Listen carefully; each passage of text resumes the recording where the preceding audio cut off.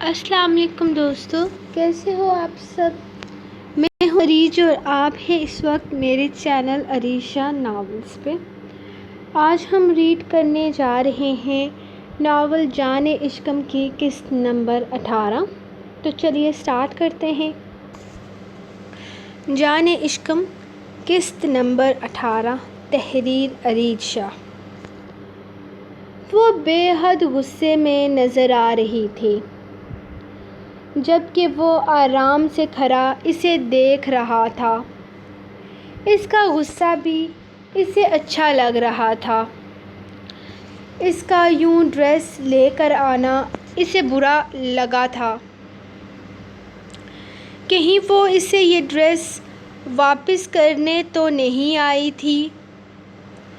اگر کرنے بھی والی تھی تو وہ کون سا اس سے لینے کا ارادہ رکھتا تھا؟ ویسے تو اس نے خود سے وعدہ کر لیا تھا کہ یہ ڈریس اسے پہنا کر ہی دم لے گا، اور اسے ہرانا آسان تو ہرگز نہیں تھا۔ سوری شاہ جی، مجھے آپ کے کمرے میں اس طرح سے آنا پڑا، لیکن اس وقت میرے دماغ میں بہت ساری عجیب طرح کی سوچیں آ رہی ہیں۔ میں نہیں جانتی کہ یہ سب کچھ غلطی سے ہوا ہے یا غلط فہمی کا حصہ ہے، یا پھر یہ آپ نے جان بوجھ کر کیا ہے۔ مجھے بس یہ بتائیں کہ یہ گفٹ آپ نے مجھے اسی لیے دیا ہے کہ یہ میرے لیے ہے، یا یہ غلطی سے آپ نے مجھے دیا ہے، یہ کسی اور کے لیے تھا؟ وہ اسے دیکھتے ہوئے پوچھنے لگی۔ یہ تمہارے لیے ہی تھا، وہ ریلیکس انداز میں جواب دیتا۔ ایک بار پھر سے دلکشی سے مسکرایا تھا۔ اس کے ایکسپریشنز اسے مزہ دے رہے تھے۔ اس نے فیصلہ کر لیا تھا کہ وہ اپنی محبت کا کھل کر اظہار کر دے گا۔ وہ اپنے جذبات کیوں چھپاتا، جبکہ وہی آگے ساری زندگی اس کی زندگی کا حصہ بننے والی تھی۔ آج وہ اس کے سامنے اپنا دل کھول کر رکھ دینا چاہتا تھا۔ وہ مزید اپنی محبت کو اس سے چھپا کر نہیں رکھ سکتا تھا۔ آج وہ اسے سب کچھ بتا دینے کا ارادہ رکھتا تھا، اور اس کے بیچ میں جو خط ہے، کیا وہ بھی آپ نے لکھا ہے؟ اور اگر ہاں تو وہ کس کے لیے تھا؟ وہ اپنا غصہ ضبط کرتے ہوئے اس سے پوچھنے لگی۔ وہ اب بھی پر امید تھی کہ وہ کہے گا کہ وہ خط اس نے نہیں لکھا، یا وہ خط اس کے لیے نہیں ہے، وہ بھی میں نے ہی لکھا ہے اور تمہارے لیے ہی ہے۔ ان سب باتوں کو چھوڑو، تمہیں ڈریس کیسی لگی؟ وہ بالکل نارمل انداز میں پوچھنے لگا۔ آپ کو ایسی گھٹیا حرکت کرتے ہوئے شرم نہیں آئی؟ شاہ جی، میں آپ کی اتنی عزت کرتی تھی، اور آپ میرے بارے میں ایسا سوچتے ہیں؟ اسے بہت دکھ ہو رہا تھا۔ اس وقت اس کی زبان اس کا ساتھ نہیں دے رہی تھی۔ اس کے لیے ایسے الفاظ بولنے میں گھٹیا حرکت؟ کیا گھٹیا حرکت کی ہے میں نے؟ اور کیوں شرم آنی چاہیے مجھے؟ ہر انسان اپنی زندگی میں محبت جیسے جذبے سے روشنا ہوتا ہے، اور میں تم سے محبت کرتا ہوں۔ یہ بات کہتے ہوئے مجھے نہ تو شرم آ رہی ہے اور نہ ہی اس میں کوئی گھٹیا پن دکھا رہا ہوں۔ تم مجھے پسند ہو، میں تمہیں اپنی زندگی میں شامل کرنا چاہتا ہوں، میں تم سے شادی کرنا چاہتا ہوں۔ بس کر دیں شاہ جی، خدا کے لیے بس کر دیں۔ مجھے تو خدا کا خوف کرے۔ آپ میرے بارے میں ایسا سوچ بھی کیسے سکتے ہیں؟ میں نے ہمیشہ آپ کو اپنا مسیحا سمجھا ہے۔ میں آپ کے بارے میں کبھی ایسا خیال بھی اپنے دماغ میں نہیں لائی، اور آپ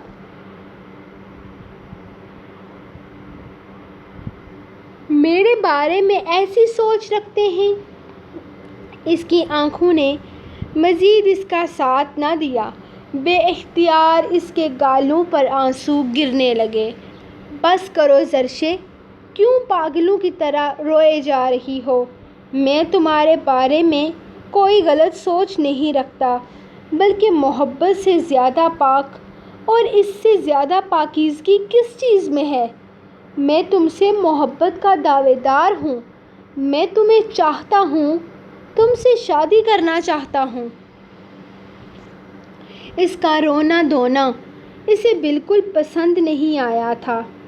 اس نے کون سا غلط حرکت کی تھی، یا اس کے ساتھ کوئی ایسی بات کی تھی جس پر وہ یوں رونا دھونا کر رہی تھی؟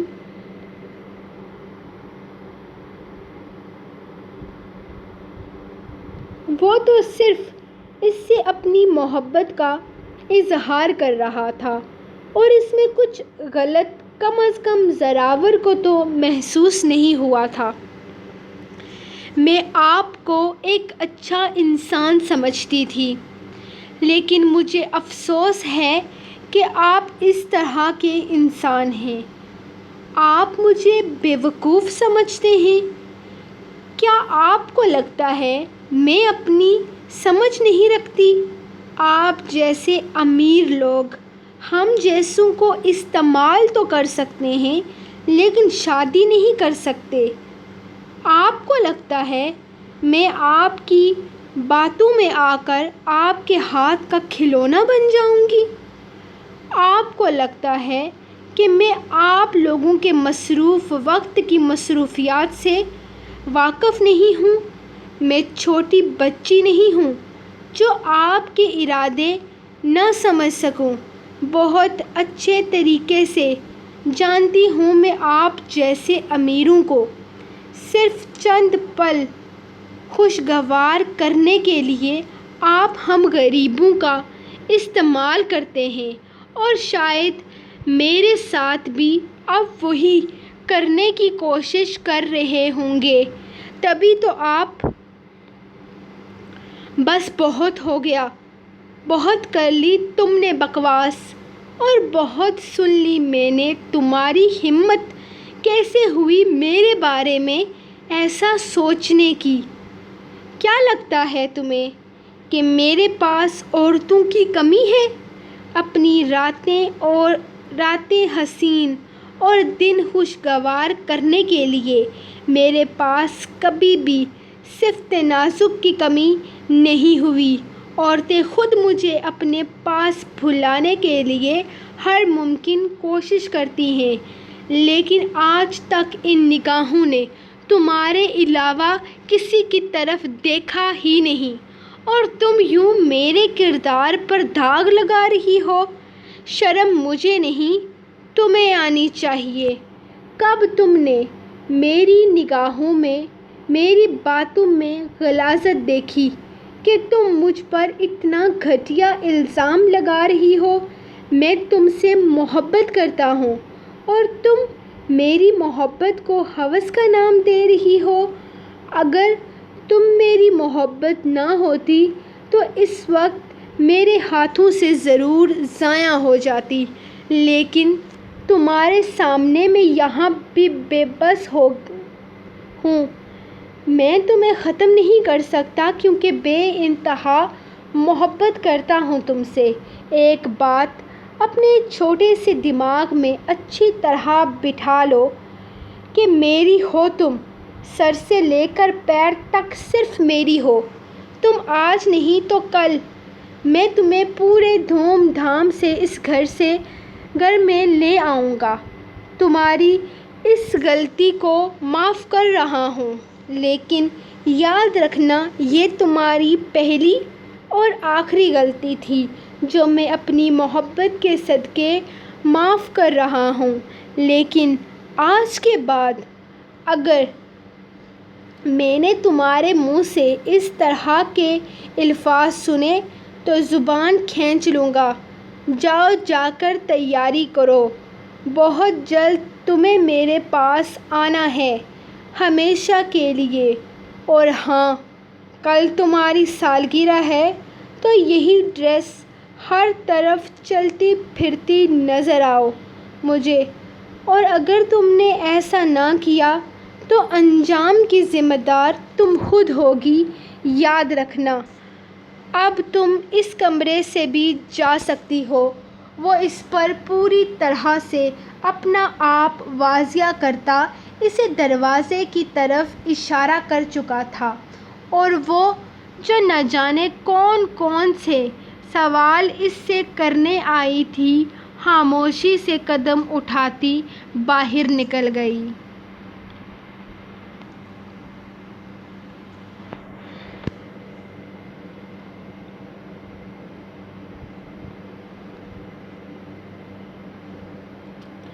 کمرے سے باہر نکلتے ہوئے وہ اسی کو سوچنے لگی تھی، یہ انسان اس کے ساتھ یہ سب کچھ کیوں کر رہا تھا؟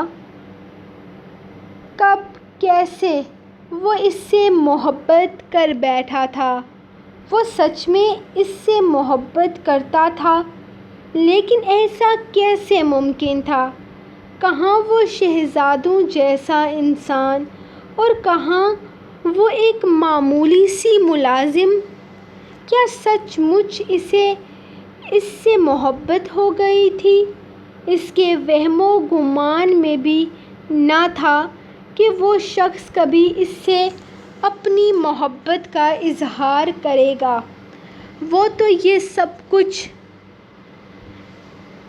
تو پھر یہ سب کچھ کیا تھا؟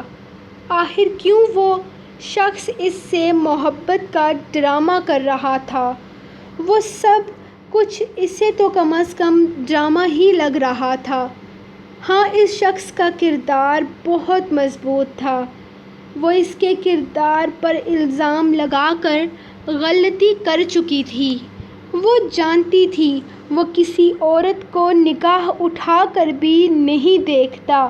اس کے بارے میں وہ ساری بکواس وہ غصے میں آ چکی تھی، کر چکی تھی، مگر پھر بھی اس کے بارے میں وہ اس طرح کیسے سوچ سکتا تھا؟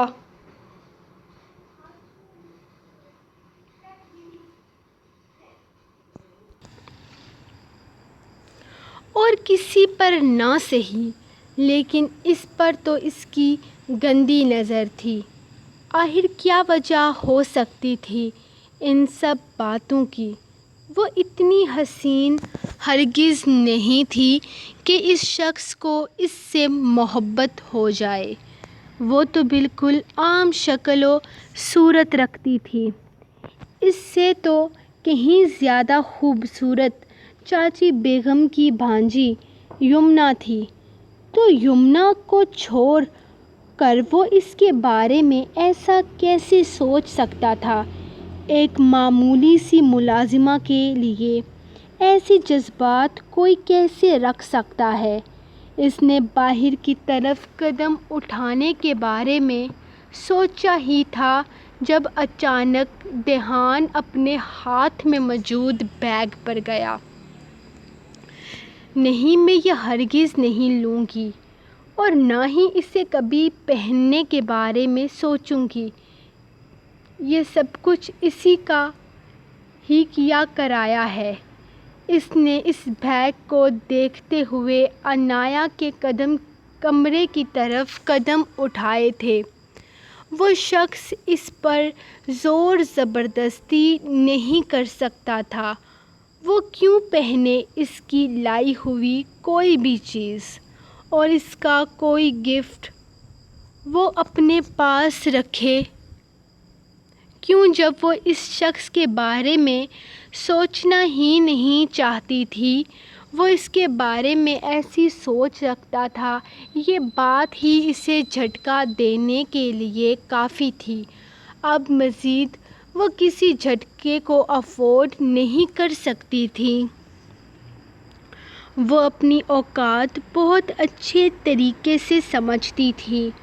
وہ جانتی تھی یہ سب باتیں سچ بھی ہوئی تب بھی ان لوگوں کا خاندان کبھی بھی ایک ملازم کی بیٹی کو قبول نہیں کرے گا،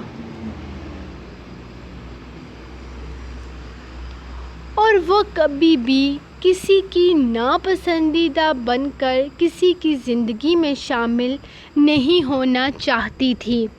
جس گھر میں وہ اپنے اتنے سالوں سے ملازمہ کے فرائض سر انجام دے رہی تھی، زراور کا یوں اپنی محبت کا اظہار کرنا اسے ابھی تک ہضم نہیں ہو رہا تھا۔ کتنا ہٹ درم اور بے باک انداز تھا اس کا، کتنی آسانی سے اس نے کہہ دیا تھا کہ وہ اس کی ہے اور وہ اس سے شادی کرے گا۔ نہیں، بالکل بھی نہیں۔ وہ کبھی بھی اپنے لیے، اپنے والدین کے لیے کوئی بڑی مصیبت کھڑی نہیں کر سکتی تھی۔ وہ بہت اچھے طریقے سے جانتی تھی کہ کچھ باتیں ناممکن ہیں، اور جو بات آج اسے پتہ چلی تھی وہ تو مکمل طور پر ناممکن تھی۔ ایسا کبھی ہو ہی نہیں سکتا تھا، تو وہ کیوں اس شخص کے بارے میں کچھ بھی ایسا سوچتی؟ وہ عنایا کے کمرے میں آئی تو عنایا بیڈ پر سو رہی تھی۔ وہ اسے جگائے بنا ہی بیگ اس کے شاپنگ بیگز کے قریب رکھنے لگی۔ عنایا اس سے خفا تھی تو یقیناً اس کا موڈ خراب ہی رہتا، کیونکہ عنایا جب بھی ناراض ہوتی تھی وہ یہی چاہتی تھی کہ اسے بہت اچھے طریقے سے منایا جائے۔ عنایا، یہ تمہارا شاپنگ بیگ میرے سامان میں چلا گیا تھا، تم آرام کرو، میں اسے یہاں رکھ رہی ہوں، وہ کہہ کر بیگ رکھتی کمرے سے نکل گئی۔ رکھ دو وہاں اور مجھ سے بات نہ کرو، میں ناراض ہوں بہت زیادہ، وہ ناراض لہجے میں بولی۔ ہاں، یہاں رکھ دی ہے، تم جاگ کر آؤ پھر مناتی ہوں، وہ آہستہ سے کہتی کمرے سے نکل گئی۔ عنایا نے ذرا سی آنکھیں کھول کر دیکھا، اسے کیا ہوا تھا؟ وہ سوچنے لگی، وہ تو کبھی اس طرح سے نہیں کرتی، کام ہوگا، ابھی زراور بھائی نے ناشتہ نہیں کیا ہوگا، وہ خود ہی جواب دیتی واپس آنکھیں بند کر گئی۔